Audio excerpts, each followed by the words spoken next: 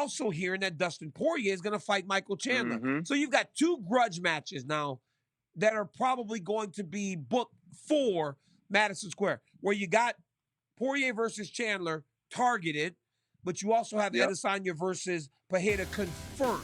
But when we look at this one, these are the ones we like, right? It's got the bad blood. Dustin Poirier is acting like he's straight out of Lafayette, Louisiana. Michael Chandler now saying that. Yeah. Michael Chandler saying stuff like, I feel like Dustin is now at a point where he's ripe for the picking. He's got money because he fought McGregor twice recently. He lost his last title fight. It's now time to fight Dustin. I think Dustin's one of the best in the world, but he also had a couple counter fights. I've got money. Dustin is secure. Money in the bank. He's older, and it's very hard for him to make the weight. He's talking about going up to 170.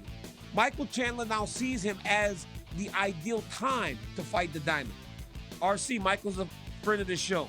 Is he right or is he wrong?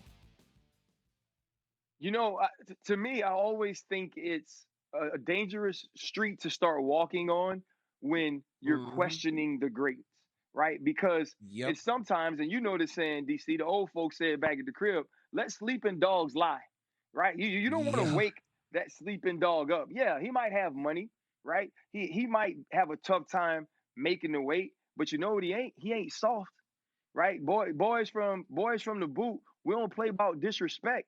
And so now you have Dustin Poirier that actually has a grudge against you. You guys have had words. And on top of having words, you're doing all of these things that can motivate one of the best in the world at lightweight. And that's the guy you're fighting. Now, what we know about Michael Chandler, he does not shy away from explosive contact, right? Michael Chandler runs to the smoke, not away from the smoke. He is a UFC firefighter. But when you think about these 2 dudes, DC, I don't necessarily know that Dustin's right for the picking. I think that Dustin's always going to be someone that understands when I have to lock it down and be ready to step up in the octagon. How do you see this fight playing out stylistically with Dustin being such an accurate, precise striker, and also Michael Chandler being willing to stand in the pocket and trade with anyone in the UFC? Fun. It's going to be, you remember Michael Chandler's last fight in Madison Square? It was him and Justin Gaethje just beating the crap out of each other. I just watched it again, bro. I just watched it again. So when you go back and you just want to watch a fight because you want to enjoy the violence, watch Michael Chandler's fights, and he's about to be in another one because him and Dustin Poirier are going to beat the crap out of each other. And if, like you said, Ryan, don't like disrespect, you start to feel played. Guys, go to the Urban Dictionary. Look at what feeling played means. Dog, to people from Louisiana, what you don't want is to feel played. Don't play me, whatever you do. Dustin Poirier will probably feel played now. And if he wasn't motivated, I think what he's showing is give me 5 rounds. Make this a longer fight. That tells me that Dustin's saying, I'm here for all the smoke. My motivation should not be questioned. I want 2 extra rounds with this dude. When I look at the matchup, though, Michael Chandler isn't willing to make this easy, even though he potentially could.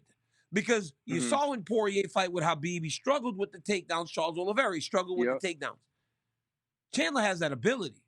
But Chandler is unwilling to take the easy route. He wants to stand and trade, and it makes for some fantastic fights. And I cannot wait to get to Madison Square Garden. And not only am I going to Madison Square, I'm going to go to Bristol on Tuesday when you're there for NFL Live. And first, I'm going to beat you in Papa-Shot again. I'm going to beat you in Papa-Shot again. And then we're going to sit and do this show live again.